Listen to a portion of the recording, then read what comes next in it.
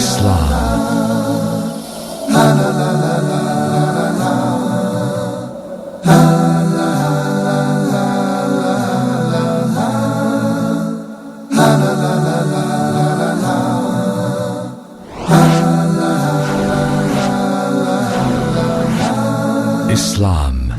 101. Bismillah. Welcome to another episode of Islam 101. I'm your host, Abu Usamah Adh-Dhahabi, and we have with us here today some of our respected students. On my right, we have Nick, and next to him, Sardar. And then we have two new guests. We have Ahmed as well as Muhammad. Today, insha'Allah ta'ala, we're going to deal with another important topic that's connected to the fiqh of al-Islam. In the previous episodes, we spoke about the sources of legislation.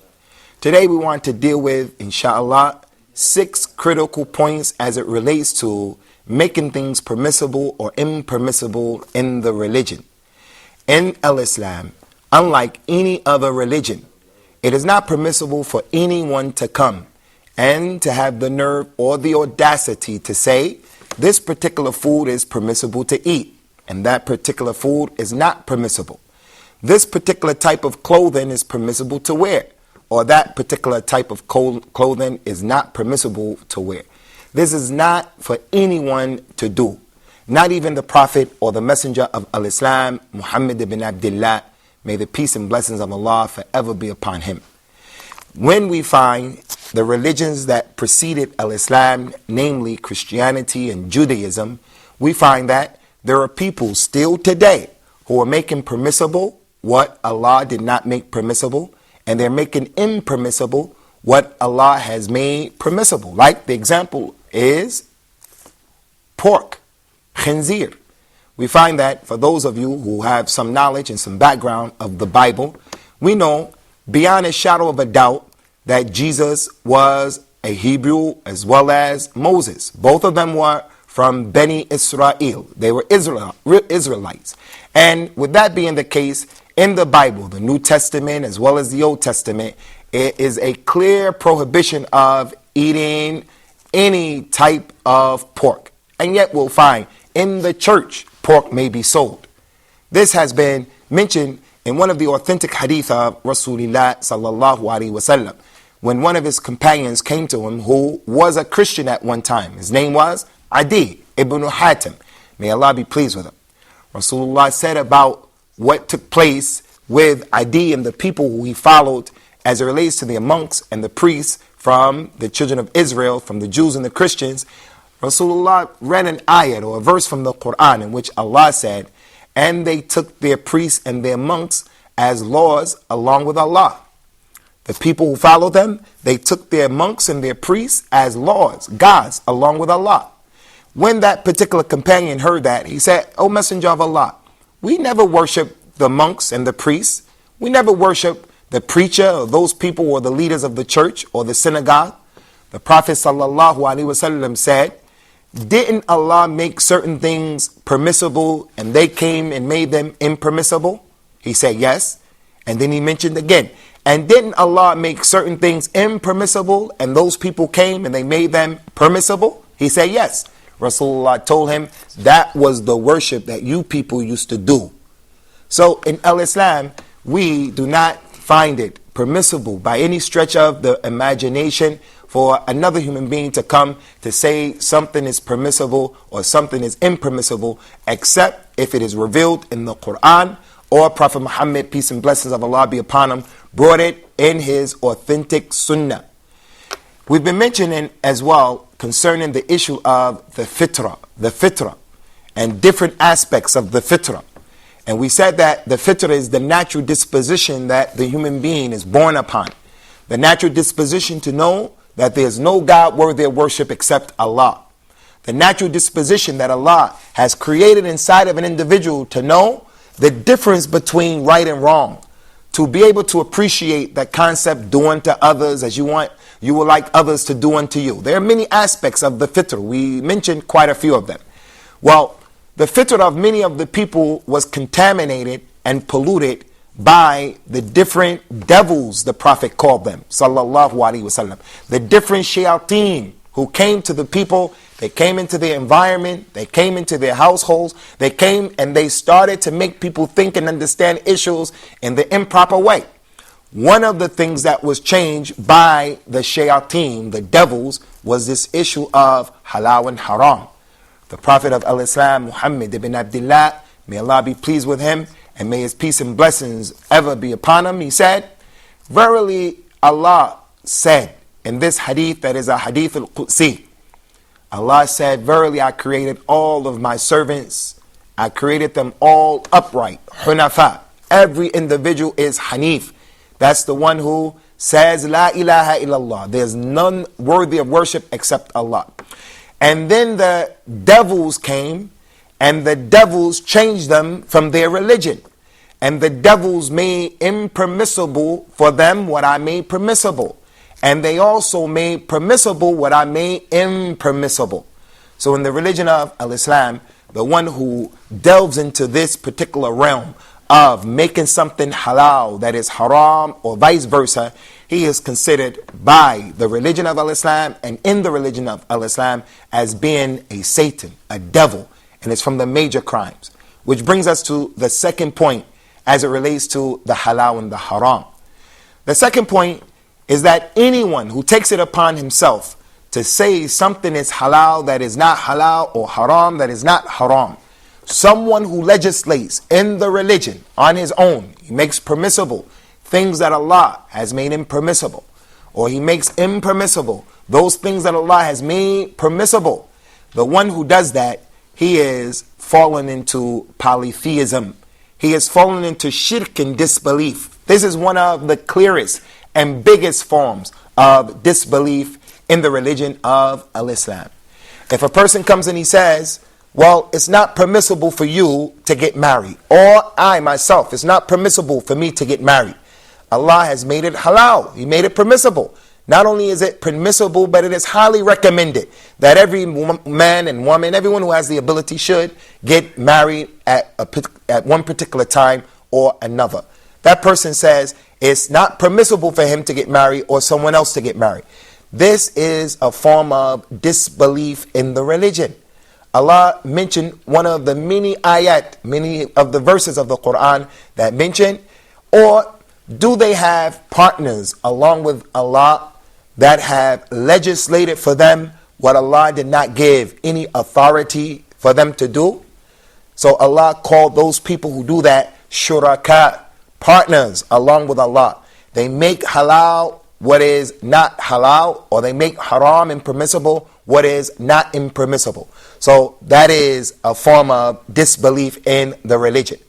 When we dealt with the issue of a takfir, those Muslims who are easy and they are quick to pronounce disbelief on another Muslim because that Muslim may be doing a particular thing that has been described in the religion as being disbelief. We explained that there are two types of disbelief. There's that thing of disbelief that is a major one. If you fall into it, you go outside of the realm of Al-Islam, outside of the fold of Al-Islam. You are no longer a member in the ummah or the nation of Muslims. That's the major disbelief.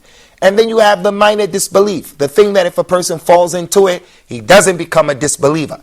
He's fallen into a major sin, and it is a crime that has to be avoided and it has to be left and discarded. But nonetheless, he does not become a disbeliever. Concerning the major kufr, the major disbelief, we explained, and we want to reiterate this point because this is a problem that we're dealing with today in the Muslim world, and the Muslims are dealing with this amongst themselves. If a person makes what is known as al-istihlal is when he says something that is clearly impermissible, he says, no, it is permissible. He says to drink intoxicants is permissible. And he believes it's impermissible, knowing full well that it's not permissible. He says that homosexuality is permissible. He knows it's not permissible, but for some reason, political or other than that, he says it's permissible. Then he's making istihlal, and it is part of this particular issue that we're dealing with. The second point of the halal and the haram, that if someone makes something that is impermissible, he makes it permissible, or vice versa, then what he has done in essence is he has succeeded in making himself, or the person who does it, a partner along with Allah the Most High. We're going to stop right here concerning these 2 points before we move on to the next 4 points, so that we can open up the door of discussion with our panel, with the students here, and we'll see what they have to say. So we'll start from the right if either one of you has a question or an issue. Anyone? Yeah, I have a question. Nick. I want to ask you, are there any kinds of book, I mean the ones that resemble civil or criminal law books, that in an elaborated way tells what things are halal and what are haram, what is permitted and what is not permitted? Concerning the books of Al-Islam, the scholars of Al-Islam said about the Islamic library that the Islamic library is like an ocean that does not have any shores. You will not be able to exhaust the Islamic library, because in every single science of Al-Islam, there are multiple books that are dealing with each and every science. So as a student of knowledge, as a Muslim, those of you who are preoccupying yourselves with purchasing books, you know, whether it's in English or in Arabic, but especially in Arabic, the original language of this religion, you will find that you will never be able to collect all of the books in any given science. So with that being the case, there are many books that have elaborated and clearly defined what is the halal and what is the haram in Al-Islam. Civil law books and other than that. The books of Al-Islam, the scholars of Al-Islam have not left any stone unturned as it relates to our religion, coming to know about the halal and the haram. Some of them are contemporary, and some of them have been written a long time ago. The halal and the haram in Al-Islam, where they take specific ideas and explain them, or they take specific issues and they deal with them point by point. So yes, there are different books. Whether those books are in a particular madhab, they are present, or whether those books have been written and they focus upon what is known as fiqh al-maqarin, or comparative fiqh, where they just want to deal with the bottom line, the halal and the haram, without paying any attention to what a madhab says. So yes, there are those types of books. Sardar. I want to ask just, is there any conditions in which halal became haram or haram become halal? Are there any conditions in which a thing becomes haram or a thing becomes halal? We're going to deal with that inshallah in the upcoming points. Some of the descriptions of the halal and some of the descriptions of the haram. But just in general, if a thing is harmful or that particular thing is dirty or khabith, is filthy, then it's going to be haram. If it is harmful or is dirty, it's going to be haram. And we're going to come to that and we'll explain it inshallah when we resume today's episode. So stay tuned and we hope to see you in the second half of today's episode concerning the halal and the haram.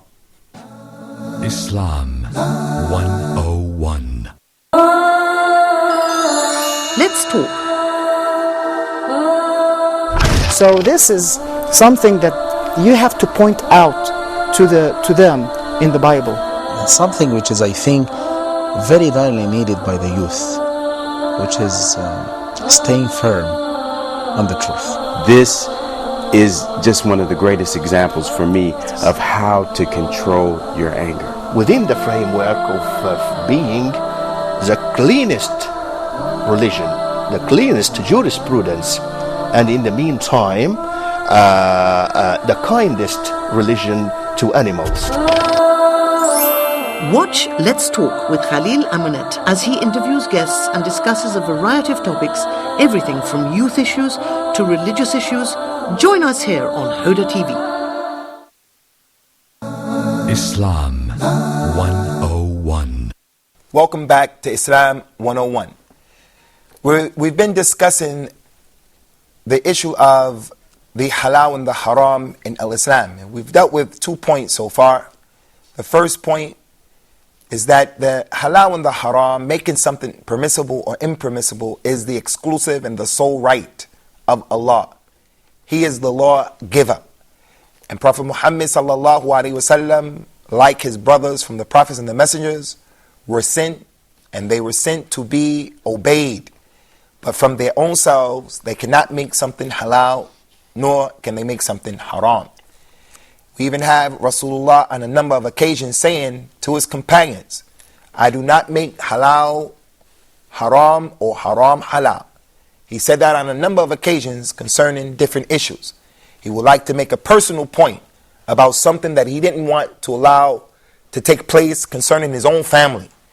So before letting the people know that he wasn't going to allow this particular thing, he wasn't going to allow his daughter to be in a particular situation because it's his daughter and he's responsible for her. Before he gave his personal opinion, he would say, I do not make what Allah made halal haram, nor do I make what Allah made haram halal. But this particular thing, I do not allow it for my family. So he made it perfectly clear, crystal clear, that halal and haram is not even for him to tread into that particular arena. The second point that we dealt with is the point that anyone who takes it upon himself to make something haram and to make something halal, he has put on his shoulder great responsibility. He has made himself a partner along with Allah. This is from the exclusive rights of Allah. And that's why our scholars in Islam, past and present, like Imam al-Shafi and other than him, they used to tell the people, beware of being that individual who, he says to the people, this is halal or this is haram. Because this is the right of Allah subhanahu wa ta'ala and is only the exclusive right of Allah. So now with that introduction, inshallah, we'll continue the second half of this segment by going to the students on my left, and we'll start with Brother Ahmed. Brother Ahmed, what's your question? My question is, what about the new inventions and innovations that are found in our present day? How do you know if it's halal or haram? Concerning the new inventions that have been introduced to the world today, because Prophet Muhammad lived over 1,423 years ago. So there are a lot of things that are going on now that they didn't even have the ability to conceive back then. We do not claim that Prophet Muhammad knows everything, past and present. He didn't even know everything concerning his particular time. He knew those things that were peculiar to his environment, and he knew those things that Allah revealed to him and that Allah allowed him to know from the unseen. So how do we know that certain things are permissible or impermissible during our time now? We know that because the nature of Al-Islam, and I use that term very loosely, the way that Al-Islam is that it's a religion of flexibility, first of all. Second of all, the way that the legislation is in the religion of Al-Islam is that it has addressed every issue, whether it was in the past or whether it is in the future. And that's why in these points that we're making today, you're going to see how something that wasn't present during the time of Rasulullah sallallahu alaihi wasallam is halal or haram based upon some of the issues, these points that we're going to make. And then we have what we discussed already, al-qiyas. Al-qiyas, we've already taken that one of the sources of legislation in Islam is the legislation and the ability to say something is halal or haram based upon qiyas. Something that is present that has a ruling. We know the ruling of that particular thing. And then something new is introduced. And it has the similar properties or qualities of that thing that has a ruling. So as such, the new thing takes the same ruling as that particular thing that was in the past. Those are some of the ways. As we continue to explain these points, you'll see how you don't necessarily have to know every single proof of the Quran or every single proof from the Sunnah to know that something is permissible or impermissible. And we'll do that, inshallah, in the upcoming episodes. Akhi, you have a question? Hey, I have a Brother question. Yasser? Yeah, I have a question, a small question, but I think it is very important. How can Muslims nowadays be always away from the devil's steps to have always a strong iman? How can the Muslim today stay away from and avoid falling into making things that are halal, haram, and vice versa? Is that what you're saying? Yeah.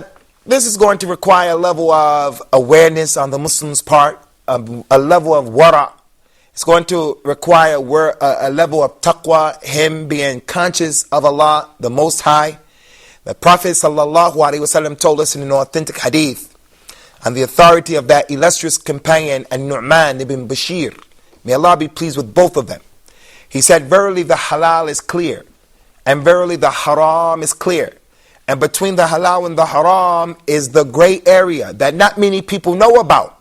So whoever avoids the gray area, he has protected his religion and his honor. And whoever has fallen into the gray area, he has fallen into what is haram. He has fallen into what is haram.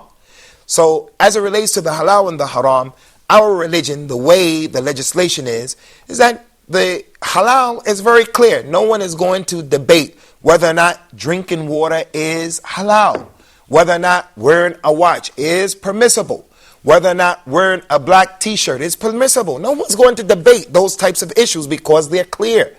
And in contrast, those things that are impermissible are also clear.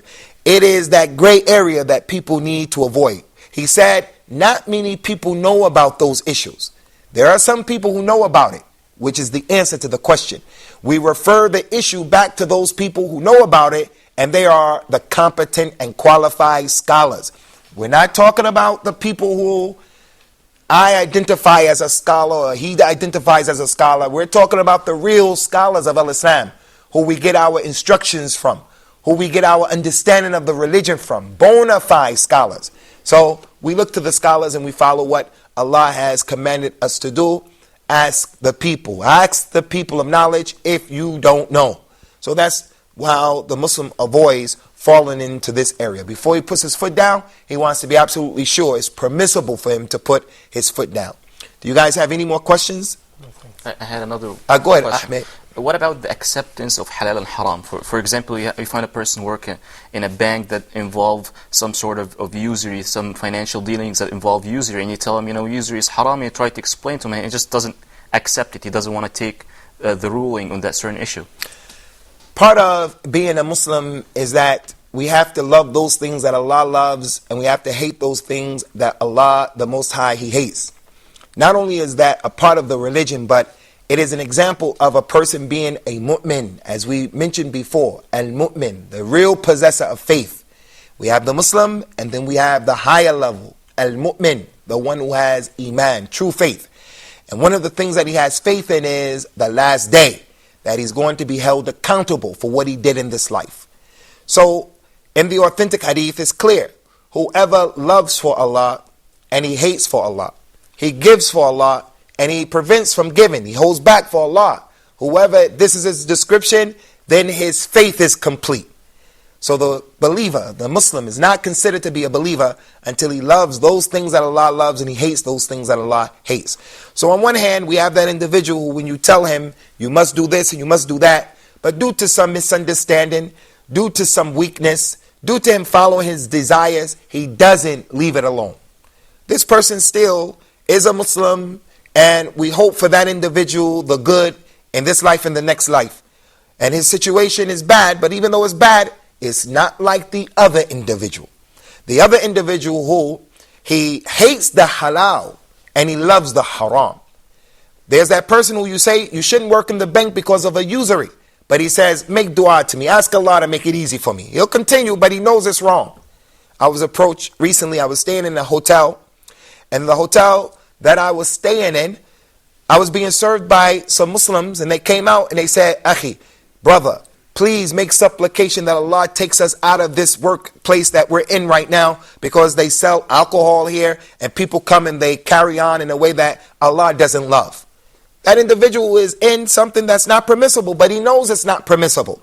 But he stays there because he needs the money to take care of his family. I don't say that that's right, but the point is, you see, he recognizes and he acknowledges that what he's doing is not acceptable.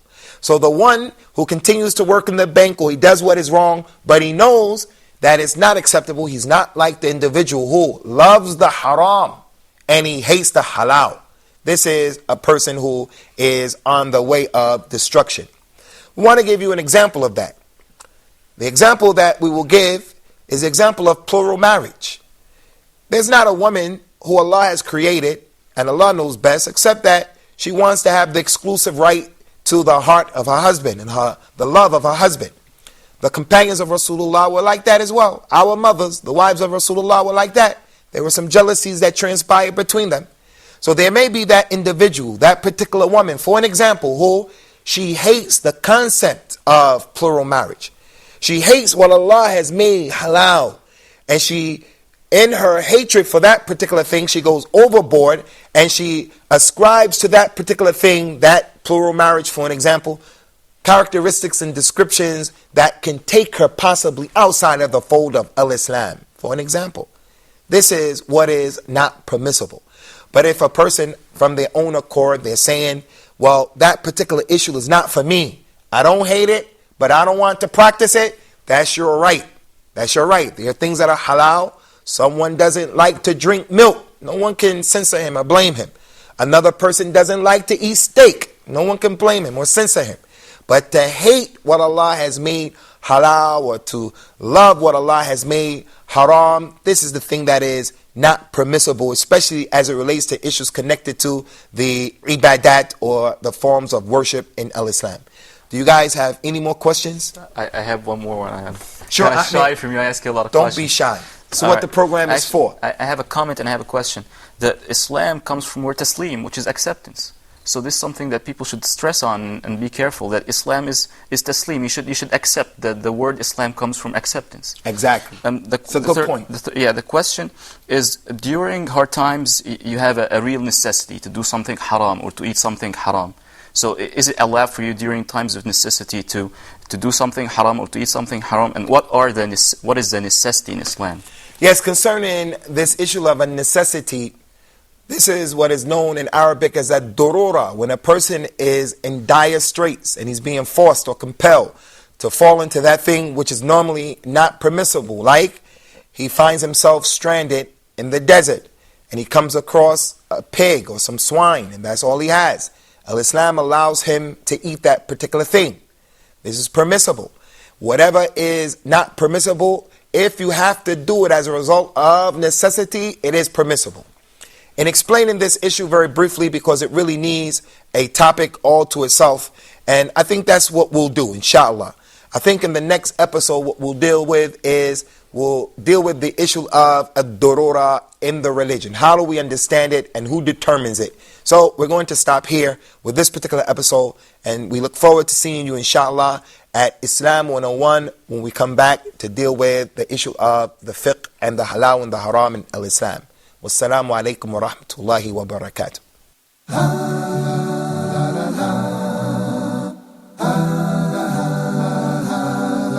Islam.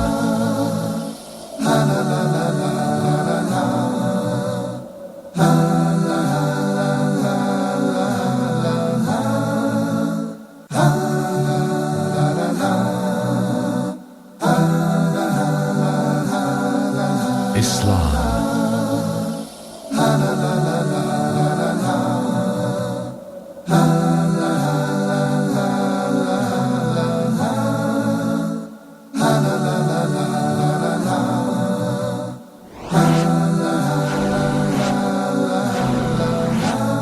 Islam.